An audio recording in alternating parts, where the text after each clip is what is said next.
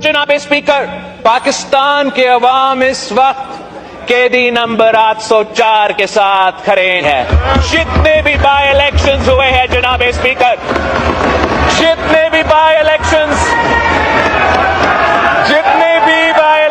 हुए हैं जनाब स्पीकर, ये साबित करते हैं कि पाकिस्तान के अवाम इस वक्त खान साहब के साथ खड़े हैं। आर्मी चीफ ऑफ स्टाफ ने अपनी सियासत को चंपाने के लिए अपने जाती मसले में हर आईनी इदारा पे हमला किया है जनाब स्पीकर। इसलिए कल तक हम तो एक बहुत मुस्बित डायरेक्शन में चल रहे थे जनाब स्पीकर। हमने एक ऐसा फोरम बनाया था जिससे मेरा उम्मीद था और है कि हम जमहूरियत और इन इदारों के फायदे में लेजिस्लेशन करेंगे। लेकिन कल रात एक हमला किया है जनाब स्पीकर, जो कि एक बार फिर जमहूरियत पे एक हमला है। ये एक इतना ऐसे प्रोवोकेटिव स्टेप है कि एक तरफ मौजूदा चीफ जस्टिस के खिलाफ कंटेम्प्ट ऑफ कोर्ट किया गया है, दूसरी तरफ आर्मी चीफ ऑफ स्टाफ पे सियासी इल्जामात लगाए गए उस ओहदा को मुतनाज़ा बनाने के लिए। तो जनाब स्पीकर, अगर खान साहब ने ये स्टेटमेंट दिया है तो फिर इस स्टेटमेंट का कॉन्सिक्वेंसेस है हमारे आईन, हमारे कानून के मुताबिक, और उन कॉन्सिक्वेंसेस को उसको भुगतना पड़ेगा। और फिर इनके जमात का जो रोना धोना होगा तब वो हमसे एतराज ना करे। खान साहब ने अगर ये स्टेटमेंट दिया है तो जो मसले खान साहब के लिए बनेंगे और खान साहब की जमात के लिए बनेंगे और खुदा खास्ता हमारा जमहूरी निजाम के लिए बनेंगे, वो तो उनका जिम्मेदारी है। अगर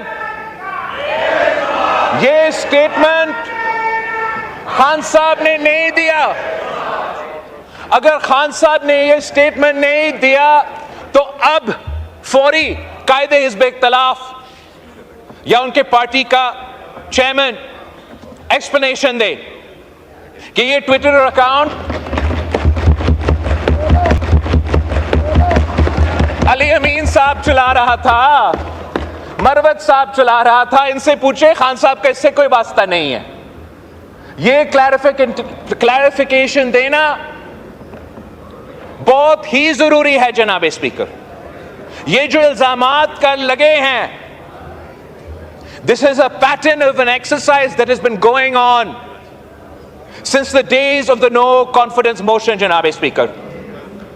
तब से जब हमने एक आईनी जमहूरी कदम उठाने की कोशिश किया कि हम वजीर आजम को ना किसी अदालत के फैसले से ना किसी और अदारा के फैसले से हम इसी हाउस का वोट के अदम एतमाद से घर भेजना चाहते हैं, उसी वक्त जनाब स्पीकर कुछ इंडिविजुअल्स जो हमारे एस्टैब्लिशमेंट के इदारे में मौजूद थे और कुछ इंडिविजुअल्स जो इस सियासी जमात से ताल्लुक रखते हैं, उन्होंने मिलकर एक साजिश शुरू किया।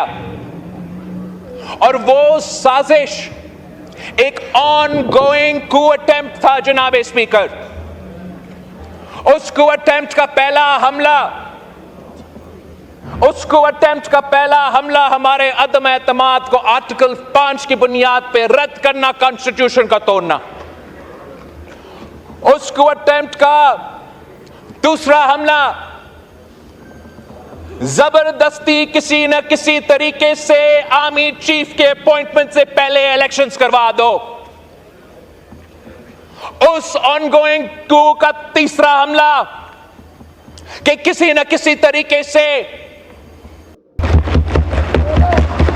अली अमीन साहब चला रहा था, मरवत साहब चला रहा था। इनसे पूछे खान साहब का इससे कोई वास्ता नहीं है। ये क्लैरिफिकेशन देना बहुत ही जरूरी है जनाब स्पीकर।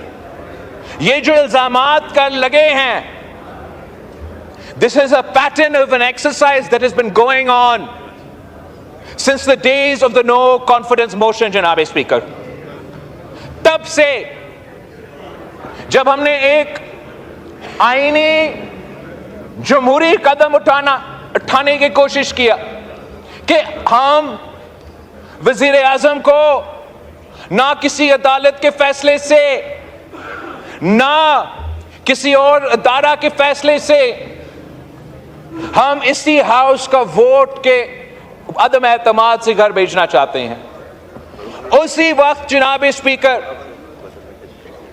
कुछ इंडिविजुअल्स जो हमारे एस्टैब्लिशमेंट के इदारे में मौजूद थे और कुछ इंडिविजुअल्स जो इस सियासी जमात से ताल्लुक रखते हैं, उन्होंने मिलकर एक साजिश शुरू किया और वो साजिश एक ऑनगोइंग कू अटेम्प्ट था जनाब स्पीकर।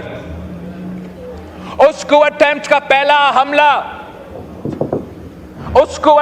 पहला हमला हमारे अदम एतमाद को आर्टिकल 5 की बुनियाद पर रद्द करना, कॉन्स्टिट्यूशन का तोड़ना। उस कू अटेम्प्ट का दूसरा हमला जबरदस्ती किसी न किसी तरीके से आर्मी चीफ के अपॉइंटमेंट से पहले इलेक्शंस करवा दो। उस ऑनगोइंग कू का तीसरा हमला कि किसी न किसी तरीके से